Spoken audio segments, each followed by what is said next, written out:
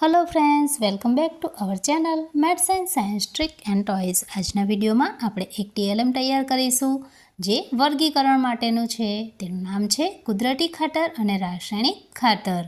તો સૌપ્રથમ આપણે જોઈશું કુદરતી ખાતર। કુદરતી ખાતર એટલે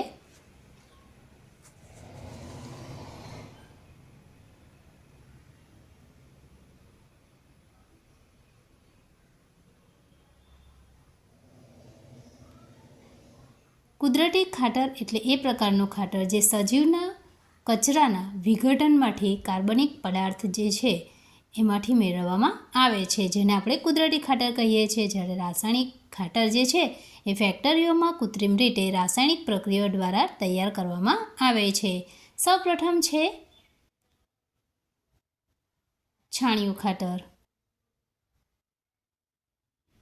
જે કુદરતી ખાતર છે। ત્યારબાદ છે પ્રાણી મળ, કુદરતી ખાતર।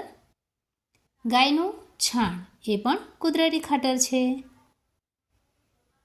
ત્યારબાદ છે ગોબર ગેસ પ્લાન્ટમાંથી મળતું ખાતર, એ પણ કુદરતી ખાતર છે।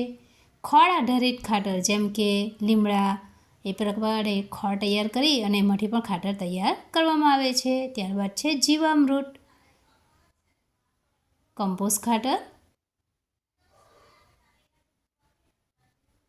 મગફળીનો ખોળ, લીલો પડવાશ,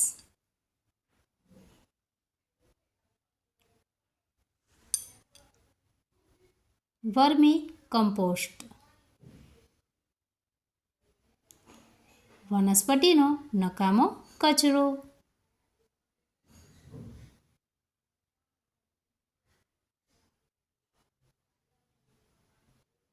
તો આ તમામ ખાતરો જે છે એ કુદરતી ખાતરો છે। હવે શરૂઆત થાય છે રાસાયણિક ખાતરની। રાસાયણિક ખાતરમાં પ્રથમ ખાતર છે પોટાશ,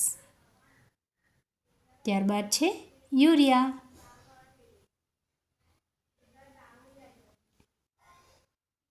ત્યારબાદ છે એસએસપી સિંગલ સુપર ફોસ્ફેટ, ત્યારબાદ છે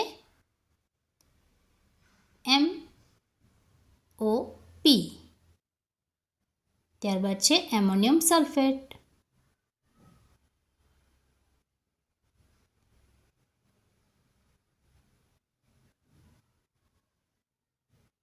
સુપર ફોસ્ફેટ,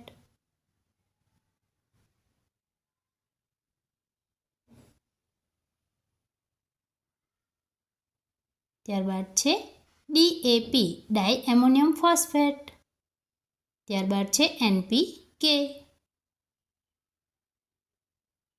તો હવે આપણે તેને કુદરતી ખાતર અને રાસાયણિક ખાતરમાં આ પ્રમાણે વર્ગીકરણ કરીને ગોઠવી દઈશું।